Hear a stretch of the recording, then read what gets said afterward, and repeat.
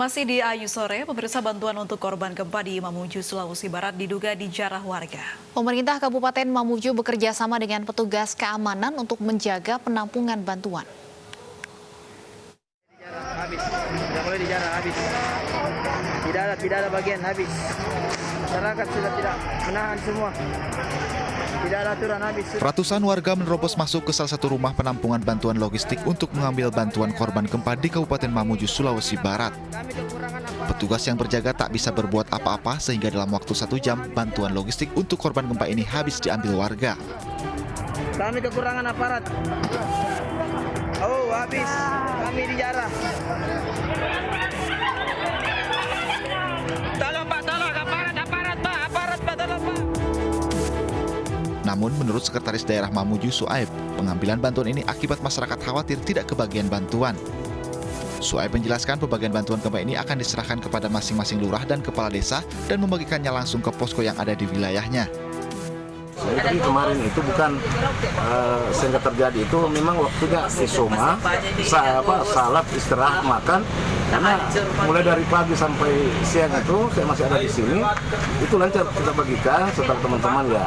Namanya juga manusia, mereka kerja, makan, setelah dia masuk isoma mereka, baru masyarakat masuk tidak terkendali untuk dikendalikan.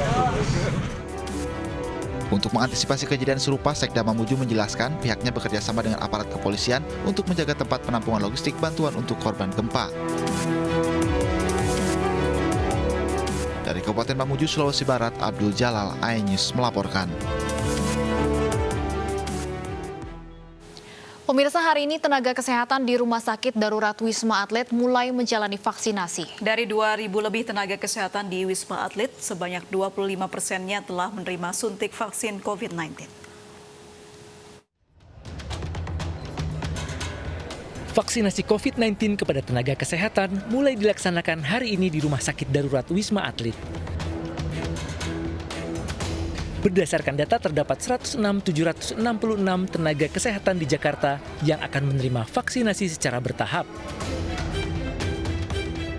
Di Wisma Atlet sendiri, dari 2.360 tenaga kesehatan, sebanyak 25%-nya telah disuntik vaksin COVID-19. Vaksinasi dilaksanakan mulai pukul 9 pagi hingga pukul 1 siang. Pangdam Jaya Majen Dudung Abdurrahman yang mengecek langsung pelaksanaan vaksinasi di Wisma Atlet menyatakan vaksinasi berjalan lancar sesuai prosedur. Seluruh tenaga kesehatan yang telah disuntik vaksin juga dalam kondisi sehat dan tidak mengalami dampak apapun. Tadi saya lihat secara langsung bahwa pelaksanaan berjalan lancar karena memang tenaganya memang profesional, kemudian vaksin juga disimpan di tempat yang sudah sesuai dengan standar di masing-masing puskesmas. Kemudian tadi saya tanya langsung kepada Gakes yang sudah disuntik, tidak ada dampak apapun, sehat-sehat saja dan seperti biasa. Vaksinasi yang digelar di Wisma Atlet saat ini dikhususkan bagi tenaga kesehatan. Namun di tahap selanjutnya, vaksinasi akan dibuka untuk non-tenaga kesehatan, diantaranya bagi pelayan publik seperti guru, serta anggota TNI Polri. Dari Jakarta, Tim Liputan iNews melaporkan.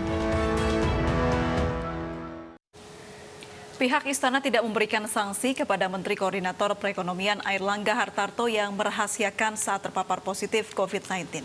Pihak Istana beralasan pekerjaan Menteri sudah terawasi sehingga memudahkan pelacakan. Kepala Staf Kepresidenan Muldoko mengatakan para menteri memiliki instrumen kesehatan pendukung sehingga memudahkan pelacakan. Para menteri juga membatasi pertemuan di ruang publik dan memiliki rekam jejak pekerjaan yang jelas. Jika terpapar COVID-19, cukup diketahui sejumlah orang saja dan langsung dilakukan langkah pencegahan. Sebelumnya, Airlangga Hartarto melakukan donor plasma darah konvalesen yang hanya bisa dilakukan oleh penyintas COVID-19. Saya pikir itu sudah pernah saya jelaskan. Kami ini yang ada di kabinet ya sangat tahu persis ya ruang lingkup pekerjaan kami seperti apa, berkomunikasi dengan siapa dan seterusnya. Apabila yang jelas kita tidak, dalam konteks COVID ini tidak pernah masuk dalam area publik yang sangat besar ya. Itu karena kita semua juga membatasi itu. Sehingga kalau terjadi di menteri ya, cukup beberapa orang yang tahu. Pemirsa, kasus COVID-19 di Indonesia masih melonjak tinggi. Hingga siang tadi kembali mencatat jumlah yang tinggi sebanyak 12.568 kasus baru di Indonesia. Berdasarkan data Satgas Penanganan COVID-19 hari ini, tercatat 939.948 kasus terkonfirmasi, 763.703 sembuh, sementara total yang meninggal dunia mencapai 26.857.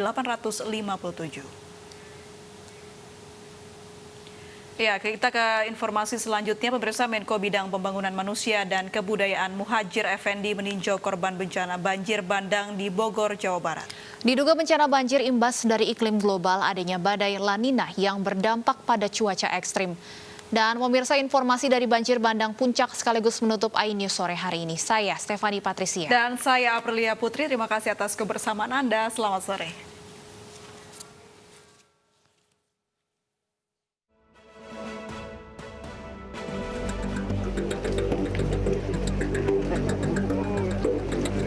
Didampingi Bupati Bogor Ade Yasin, Menko PMK Muhadjir Effendi mengunjungi pondok pengungsi korban banjir bandang di kawasan Gunung Mas Cisarua, Bogor, Jawa Barat siang tadi.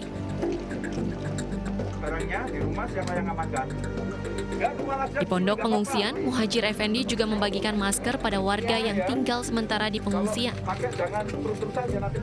Menurut Menko PMK, banjir di Kabupaten Bogor ini imbas dari iklim global adanya badai La Nina yang berdampak pada cuaca ekstrim di sejumlah daerah di Indonesia. Untuk tahun ini kita tahu bahwa memang efek dari badai La Nina itu mempengaruhi kondisi iklim yang abnormal. Jadi kalau yang terjadi ini, kebetulan banjir bandang ini saya lihat terutama akibat dari curah hujan yang sangat luar biasa besarnya ya, karena bertubi-tubi ada hujan deras, kemudian menciptakan banjir bandang ini. Kalau dari segi lingkungan, sepanjang yang saya amati termasuk laporan dari Dirut PTP, sebetulnya masih terawat dengan baik. Dari kejadian ini, Presiden Jokowi bersama jajaran menteri telah menggelar rapat untuk mengantisipasi dampak badai La Nina di Indonesia. Dari Bogor, Jawa Barat, Vito Erlangga, Ahmad Muharlin, Damar Wicaksono, iNews melaporkan.